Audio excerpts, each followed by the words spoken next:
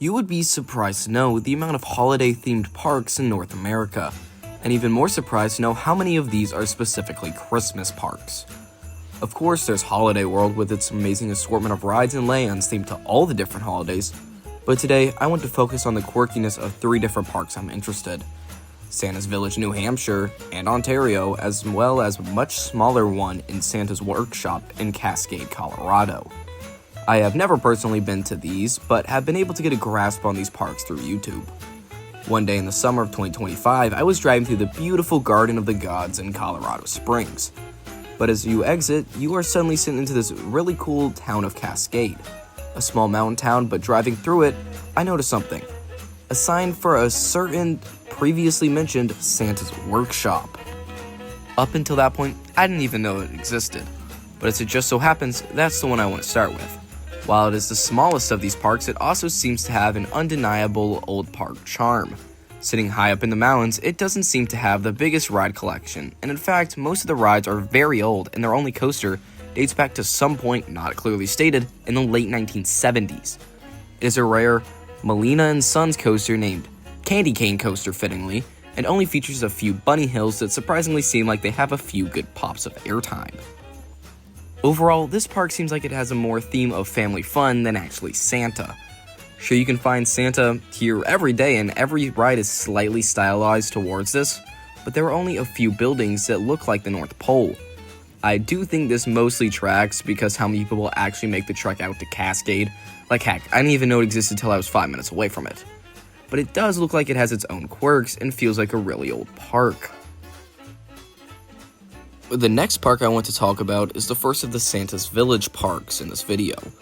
They are usually regarded as the better of the Christmas-themed experiences. This one is located in New Hampshire and has some decent theming, but the main attraction is a new Gen Vekoma family coaster that opened in 2024. Midnight Flyer seems to be a pretty decent family coaster, including many turns and exciting moments if you're a kid. The only other attraction to note here, though, is a classic SBF family figure 8 spinner. While I don't hate SBF spinners, I wish there was another option the park could have gone for instead. Maybe within 10 to 15 business years, we could see a mock family spinner come and replace it like we could find at some Legoland parks. This park is definitely a step up from the one in Colorado, but actually isn't the best. By far, the best Santa park, in my humble opinion, is the Santa's Village in Muskoka, Ontario, Canada. Being very similar to the park in New Hampshire, this park also is very nice and located on a small lake. It has a few flat rides and some very nice stylized buildings. Also, just like the other parks, it features an SBF Visa and a Vekoma family coaster. But this one is so much better. Yeti Trek opened in 2025 and is a really good family thrill coaster featuring airtime, laterals, and a twisted drop. It seems like one of the best family coasters actually out there, and they spared no expense. Yeti Trek has some very nice station theming, and I can't wait to see these parks expand. Of course, though, the common denominator between all of these are Santa meet and greets.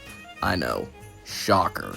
As much as I am fascinated by these parks, I am also confused. Like, why would someone want to build one of these, and doesn't that seem a bit niche?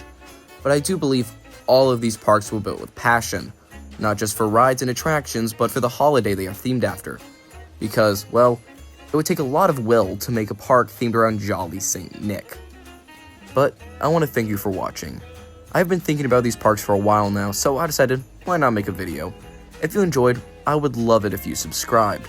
I only talk about theme parks, so if you like that, why not follow? But otherwise, mandatory subscribe message over, and I will see you next time.